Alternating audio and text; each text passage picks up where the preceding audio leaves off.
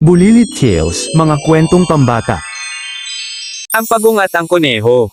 Isang araw, nagyabang si Kuneho sa harap ng ibang mga hayop na siya ang pinakamabilis sa lahat. Nang marinig ito ni Pagong, naisip niyang subukan ang kanyang bilis laban kay Kuneho. Inakala ng ibang hayop na ito'y isang biro, ngunit seryoso si Pagong.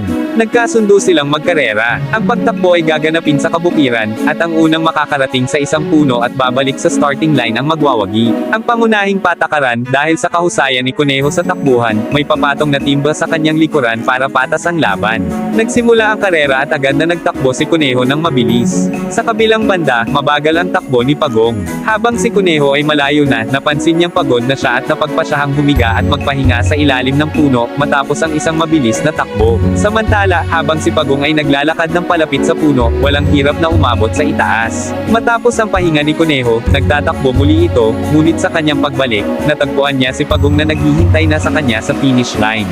Ito ay dahil, bagaman mabagal si Pagong, hindi siya sumuko at patuloy na naglakad. Natanto niyang ang kanyang konsistensya at determinasyon ay naging susi sa tagumpay. Sa huli, si Pagong ang nagwagi. Sa kwento, itinuro ang kahalagahan ng matyaga at walang pagod na pagsisikap kaysa sa mga maikli at madaling tagumpay. Maraming salamat po sa pakikinig at naway napulutan niyo ito ng aral. Kung nagustuhan po ninyo ang video, maari kayong mag-comment, like, share, and subscribe. Salamat po!